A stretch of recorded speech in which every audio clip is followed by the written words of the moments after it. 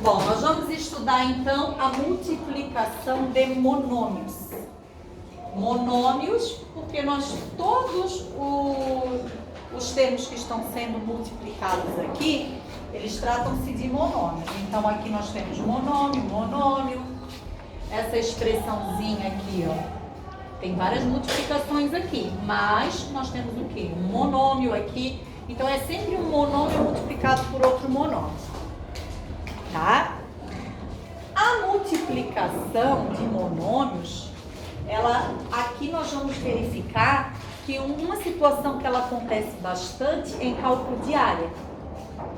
O cálculo de área, primeiro que a área, ela é utilizada para a gente estar comprando piso. Para essa sala de aula foi precisado calcular a área para saber a quantidade de piso que ia ser comprada, né? A gente precisa ter uma noção de área para comprar um apartamento, saber quantos metros quadrados ele tem, porque daí tu já consegue imaginar se o apartamento é grande, se o apartamento é pequeno. Ah, eu quero um apartamento que tenha no mínimo 90 metros quadrados. Então a tua pesquisa vai partir daí. Só que na hora de calcular a área, saber somente a área de uma região, ela não é o suficiente para te contentar com aquilo. Se tu for comprar um terreno, se tu for comprar uma casa, se tu for comprar um sítio, né? Por quê? Porque em diversas situações a gente precisa, para te realizar uma determinada construção num terreno, construir uma casa, por exemplo, a área pode ser grande e tu querer construir nesse terreno. Mas e se o terreno é bem estreito e fundo?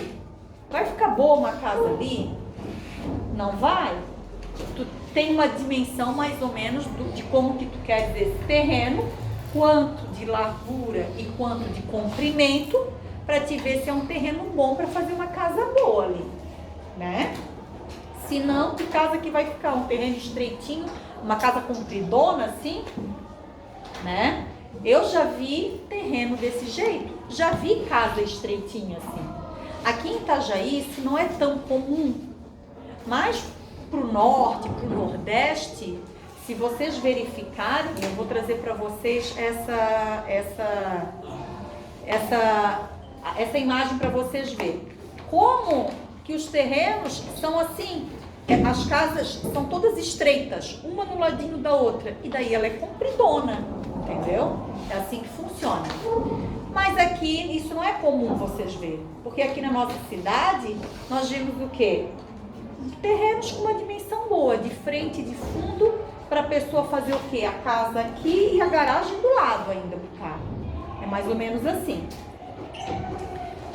Um exemplo de como a gente fica descontente às vezes com a dimensão das coisas e que não importa saber só a área, foi quando eu resolvi comprar um apartamento aqui na cidade, que eu mudei de cidade, vim para cá. Então, o que eu fiz? Minha pesquisa era, eu quero de tantos metros quadrados para cima o meu apartamento. E fui pesquisar. Eu resolvi fazer o quê? Visitar o apartamento e ver como ele era por dentro. Né? No momento que eu entrei em 12 apartamentos. Dos 12, eu me agradei de 2. Né? 2 que eu gostei e tal, mas só que teve a minha preferência e aquele que eu comprei. Mas vê, de 12, 2. Por quê? Porque daí a gente começa a ver outras situações. Ok, a área é boa, só que quando tu vai ver como aquela área daquele apartamento foi dividida para os quartos, para o banheiro, para a sala, aí às vezes não se agrada com o que a pessoa quer. Eu queria uma sala grande. Então, a cozinha... Não me importava se na cozinha, não precisava de um espaço grande na cozinha com uma mesa grande. Eu queria uma mesa grande para a sala de janta, eu queria uma sala espaçosa. Então teve apartamento que tinha a mesma metragem do que eu comprei. Mas quando eu cheguei lá, pro painel da sala era uma parte pequenininha, o sofá não ficava de frente para o painel, tinha que ficar na parede de lado. Já não gostei, entendeu? Lógico, tiveram outros apartamentos que tiveram outras coisas que eu não gostei. Porque a hora que eu entrava, eu já via o quê? Aonde que eu vou colocar o guarda-roupa? Nesse quarto, onde eu vou botar a cama. Aqui vai ser a sala. Onde eu vou botar o painel da TV, onde eu vou botar o sofá. Aí tu começa a ver, vai ficar um espaço bom aqui, vou conseguir botar um sofá grande, ou não. Porque eu já imaginava como iriam ficar os móveis. Teve apartamento que eu não comprei, não pela questão da área dos compartimentos, mas pela posição da tubulação do ar-condicionado, por exemplo. Teve um apartamento que eu até tinha gostado, mas aí o ar-condicionado da sala ficava no painel de televisão. Aí o que eu pensei? Poxa, aí o painel dá um problema no ar-condicionado, começa a vazar a água do ar-condicionado, vai pingar onde? Na televisão, se dá um curto, se dá uma coisa, estraga a minha televisão, entendeu? Então ali eu já descartei, porque eu não gostava da tubulação onde ficavam os ar-condicionados do apartamento. Enfim, a gente tem que ver a coisa, né? Quanto que tem de largura, quanto que tem de comprimento. E a largura e o comprimento, é com ele que a gente calcula a área. Aqui, ó, largura, comprimento. Se eu vou comprar piso para esse ambiente, eu tenho que chegar lá na loja e dizer quantos metros quadrados que tem a sala de aula aqui, por exemplo, se eu preciso de piso para aqui. Como é que eu vou calcular essa área? Eu vejo quantos metros que tem daqui até lá e vejo quantos metros que tem daqui até lá e multiplico esses dois. Multiplico, chego na loja de pisos, é tantos metros quadrados. É uma região retangular, aí a pessoa que vende já vai repassar para mim quantas caixas de piso que eu vou precisar comprar. O que acontece? A área aqui, ó, digamos, 1 metro e aqui 1 metro, mais ou menos 1 metro dá o meu passo. Esse quadrado aqui tem 1 metro quadrado, porque 1 vezes 1 dá 1. 1 vezes 1 dá 1. Então, existe piso de 1 por 1 também. Então, se aqui tu tem 1 metro e aqui tu tem 1 metro, 1 vezes 1 vai dar 1, é 1 metro quadrado. Há uma região de 24 metros quadrados. São 24 quadrados desse que tem nessa área. Então, é com essa lógica que a gente vai imaginar, né, um terreno, um apartamento e assim por diante, tá? Aqui, nós temos que calcular a área de um terreno quadrangular. Então, eu sei que ele é quadrangular, posso ver no enunciado, que está dizendo.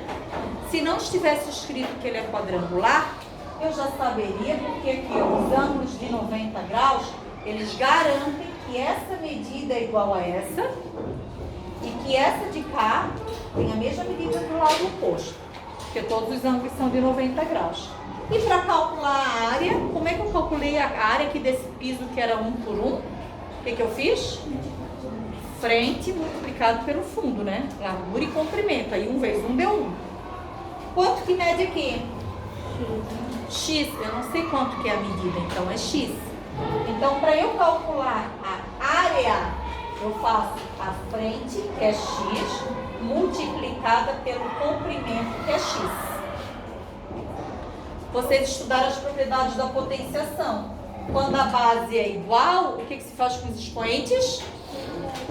Soma. Na multiplicação, aí eu dizia, dá uma viradinha na operação, lembra, ó, que tem que somar. Então, copia a base e soma os expoentes. Não apareceu, é 1. 1 mais 1, 2. Então, a área é de quanto?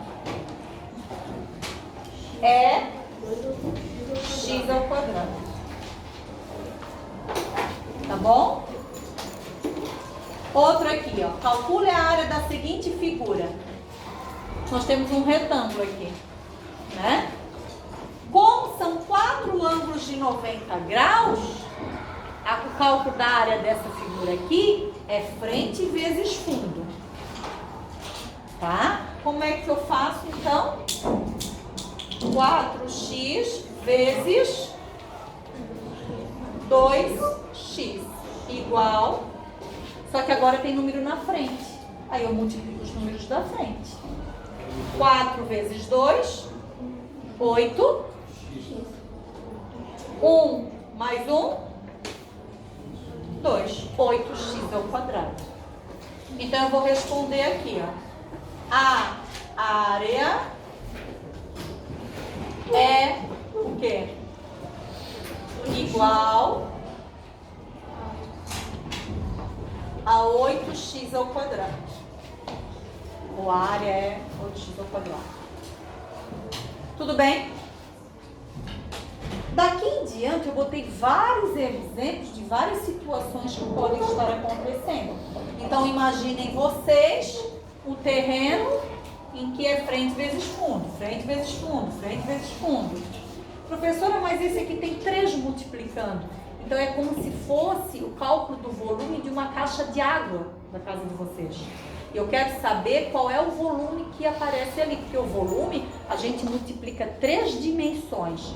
É a frente multiplicada pelo fundo e depois multiplicada pela altura. Entendeu? Então, se fosse o volume, aí multiplicaria 3 vezes. Então, aqui é uma suposição do volume de uma caixa d'água. O importante agora é que vocês aprendam como é que se multiplica em todas essas situações aqui.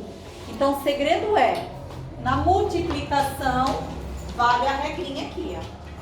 Regra dos sinais da multiplicação. Sinais iguais, positivo, e sinais diferentes, negativo. Primeiro nós vamos olhar os sinais, aí a gente coloca o sinal. Depois nós vamos verificar os números da frente, os coeficientes. Vamos multiplicá-los. E depois a letra, aquela que for igual, a gente soma. Vamos começar aqui, então. Aqui só tem letra. Copia a letra, o que faz com os expoentes? Soma. 2 mais 3, 5. Eu não boto nada aqui porque é 1, né?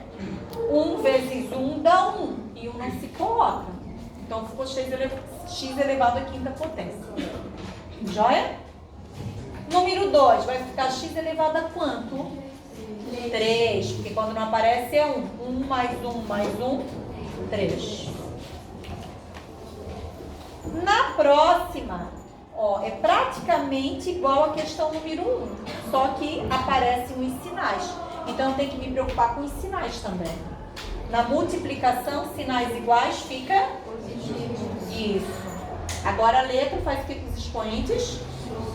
Soma. Eu somo porque as letras são iguais. Então, 2 mais 3, 5. Tá? Continuando. Aqui, sinais iguais, positivo. Quando é positivo, se não quer colocar, não precisa. Porque quando aparece sinal é positivo. 2 vezes 3, 6. Agora a letra. Somos expoentes. 2 mais 2, 4. Tá? Número 5. Sinais iguais. 10 vezes 2, 20. A vezes A elevado ao cubo. 1 mais 3, 4. Próximo. Ah, professora, esse aqui não tem parênteses. Muda alguma coisa? Não. É o mesmo que se tivesse parênteses aqui. Mesma coisa. Regrinha dos sinais aqui. Ó. Sinais iguais, positivo. Sinais diferentes, negativo. Sinais iguais? 3 vezes 3, 9. 1 mais 1, 2. Próxima. Sinais diferentes? 2 vezes 2, A vezes B.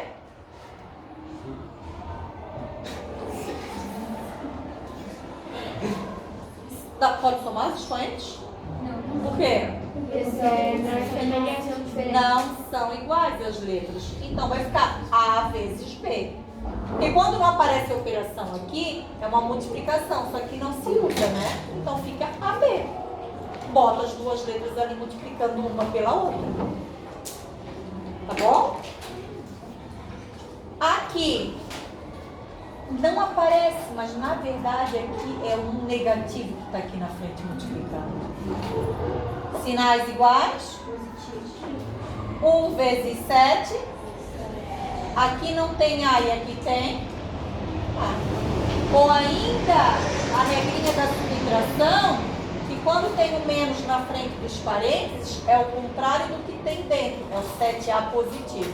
Então, dá para imaginar as duas situações, pela subtração e pela multiplicação aqui. Tá bom? Fração. Fração, de cima vezes de cima e o de baixo vezes de baixo. Sinais iguais? Positivo. O de cima vezes de cima. 7 vezes 5? 7 vezes 5? 35. Embaixo, 2 vezes 2. Letra x vezes x ao quadrado. 1 mais 1, 2. Na 10 já apareceu o número decimal, número com vírgula. Sinais iguais. Como é que a gente multiplicava número com vírgula mesmo? Somando. Pois é, número embaixo de vírgula era na adição e na subtração. Na multiplicação era de um outro jeitinho diferente. Como é que era? Esquece a vírgula. Então aqui fica 25 e aqui fica 9. Esquece a vírgula, multiplica e depois vai ver ela lá no final. 9 vezes 5, 45 vão 4. 9 vezes 2, 18, 19, 20, 21, 22. Na multiplicação, para colocar vírgula, lembra que a gente via assim, ó, um número depois da vírgula, mais um número depois da vírgula, dá um total de 2 números depois da vírgula. 2,25. Tá? Então, aqui vai dar 2,25. Deixa eu botar isso aqui um pouquinho mais aqui pro lado, ó.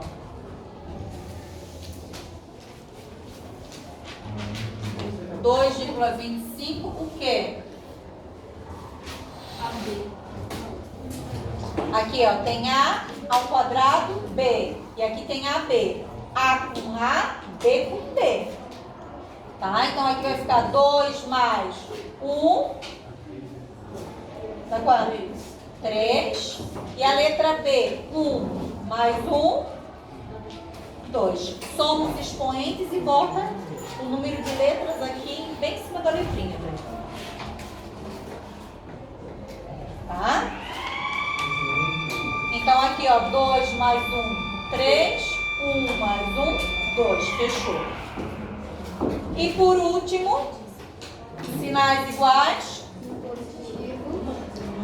4 vezes quanto aqui? 1. Não apareceu, é 1. 4 vezes 1. 4. Agora tem um monte de letras. O que eu faço? As letras que forem iguais, soma tudo. Então, primeiro aqui, ó, A ao quadrado. Tem mais algum A? Não. Então, bota aqui. B. 1 mais 1. 2.